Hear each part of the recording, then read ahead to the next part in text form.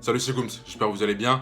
Clippers The Suns, Game 3, mes top et flop. Je vais commencer par Ivica Zubac, le pivot croate des Clippers, qui a certainement réalisé l'un de ses meilleurs matchs en carrière en playoff. Il a été l'un des joueurs les plus constants de Tyronn Lue sur 48 minutes.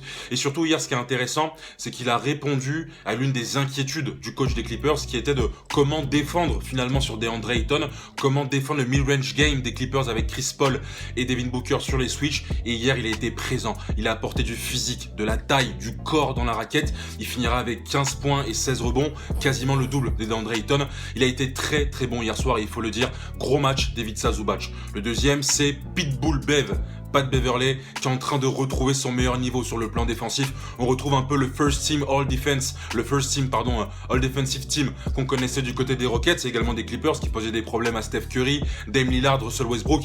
Mais il a été le même hier. Il est rentré dans la tête de Devin Booker, il l'a fait déjouer, il l'a provoqué notamment sur le plan défensif. Il a provoqué des fautes chez l'arrière des Suns. Vous savez, il y a deux types de défenseurs pour moi. Il y a le défenseur élégant, le défenseur Chanel, Dior, Pierre Cardin, comme un peu Michael Bridges ou André Iguodala, et puis il y a le défenseur nuisible, le défenseur qui va rentrer dans ta tête en permanence, qui va te harceler, qui va te traquer sur tout le terrain, et c'était le cas de Pat Bev hier qui a été énorme sur le plan défensif.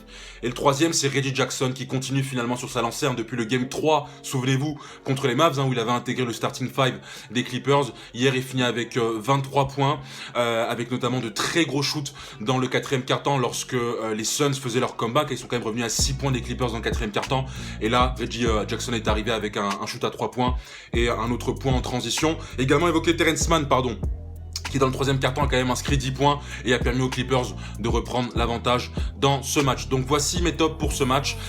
Clippers Suns Game 3, donnez-moi les vôtres.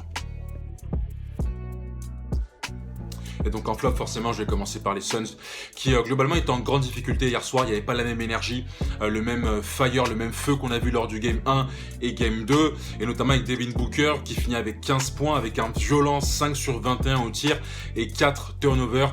Il a toujours du mal à gagner son match-up avec Pat Bev, qui est en train de rentrer dans sa tête justement, qui est en train de le faire déjouer, non seulement sur le plan du basket, mais également psychologiquement. Il fait des fautes bêtes, il prend des techniques, il va devoir reprendre le contrôle de ses émotions pour redonner une chance aux Suns, parce que sans un grand Devin Booker, l'équipe de Monty Williams n'a aucune chance, même avec un grand Chris Paul, qui d'ailleurs hier lui aussi a été en grande difficulté. CP3, on pouvait s'y attendre, il a 36 ans, il était absent pendant 10 jours en raison du protocole Covid, et hier il a eu du mal à retrouver son rythme, lui aussi, 15 points avec un 5 sur 19 au tir.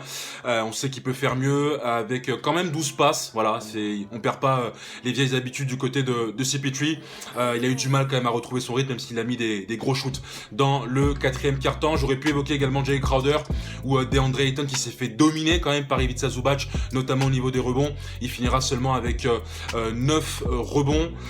Mais également parler de Cam Johnson, qui pour moi était l'un des meilleurs Suns finalement sur ce match. J'en avais déjà parlé il y a quelques mois de cela comme l'une des révélations potentielles pour la saison régulière. Finalement, il se révèle sur le tard. Donc voici mes flops pour ce match. Clippers Suns Game 3. Donnez-moi les vôtres. À très vite. Prenez soin de vous. On est ensemble.